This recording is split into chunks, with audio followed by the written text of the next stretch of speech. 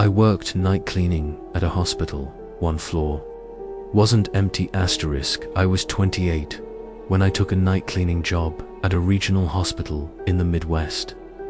It wasn't the kind of work I wanted to do long term, but it paid well enough and the hours fit my situation. My shift ran from 11 at night until 7 in the morning, and most nights were quiet to the point of being unsettling. Hospitals feel completely different after midnight. During the day, they're loud, crowded, and chaotic.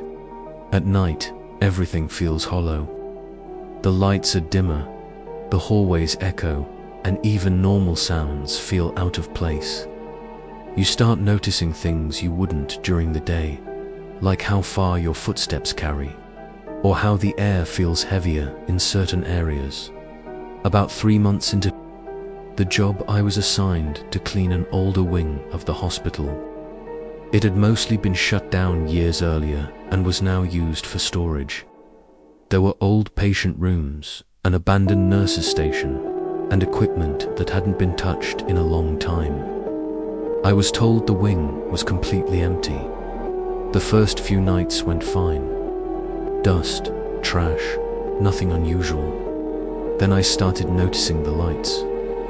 I would clean a room, turn the lights off, close the door, and move on. When I came back down the hallway later, the lights would be on again. At first I assumed another cleaner was messing up the rotation, but I was the only one assigned to that wing. I radioed my supervisor, and he told me the wiring in that part of the building was old and unreliable. That explanation didn't sit right with me, but I didn't push it. A few nights later, while I was cleaning one of the rooms, I heard coughing. It was weak and dry, like someone who had been sick for a long time. It was coming from the room next to mine. I stood there listening before slowly opening the door. The room was empty. No bed sheets, no equipment, nothing, but the air inside was warmer than the hallway, and the cool button on the wall was blinking. I didn't touch it. I left the wing early that night. Later that week, I asked my supervisor if anyone had died in that wing recently. He avoided eye contact and said, "Not recently." That was the first time I felt like something was being deliberately kept from me. One night, I left my phone recording audio in my pocket while I worked. Around 3 in the morning, I heard breathing behind me. Slow, labored breathing. I turned around, but there was nothing there. When I listened to the recording later, the breathing was clear, and underneath it was a faint voice, barely audible, saying, "Help me." I quit the next morning. A few months later, that wing of the hospital was permanently closed. Officially, it was because of asbestos contamination. No one ever mentioned the patients who had been left there too long. Asterisk, I was security at a storage facility. Unit 317 wasn't vacante worked. Overnight security at a storage facility outside Phoenix. The shifts were long and boring. 12 hours alone with cameras and rows of metal doors stretching out into the dark. Most of the time, nothing happened, which was exactly what management wanted. Every unit was tracked in the system, rented or vacant.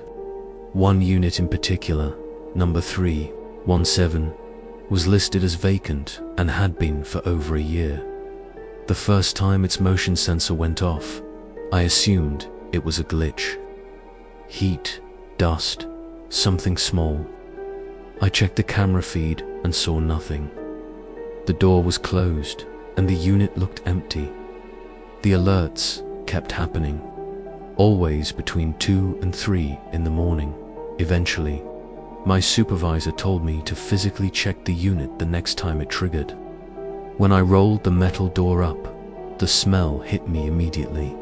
Stale and rotten, like old fabric mixed with something organic. The unit was empty, but the dust on the floor told a different story. There were footprints, bare footprints. They started at the back wall and led straight to the door, stopping exactly where I was standing. I slammed the door shut and locked it. Later, I reviewed the camera footage. Around 2:26 a.m., the feed glitched for a few seconds. When it came back, the door to Unit 317 was open. No one entered. No one exited. The next night, I heard knocking. Slow, deliberate knocking coming from inside the unit. 3 knocks, a pause, then 3 more. I called my supervisor. No answer. I called the police. By the time they arrived, the knocking had stopped. The unit was empty again. No footprints this time. 2 days later, I was told Unit 317 had been reclaimed by management. No explanation.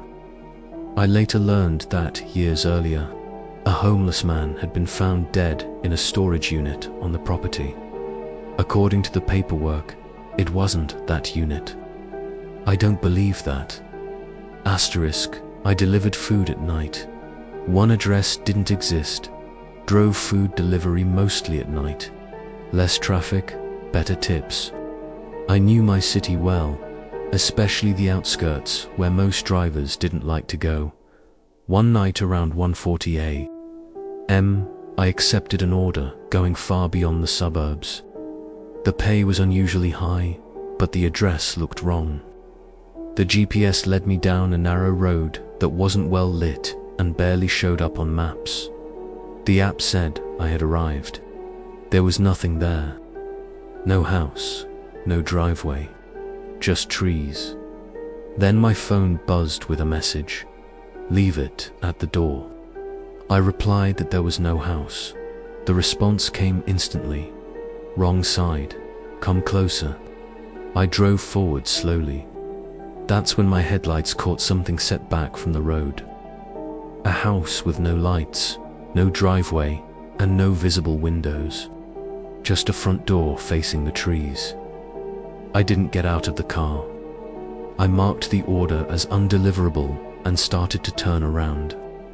As I did, my headlights passed over the front door again.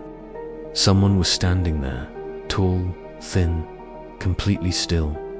I drove away without looking back. The app showed the order as completed and paid in full. The next day, I searched the address. It doesn't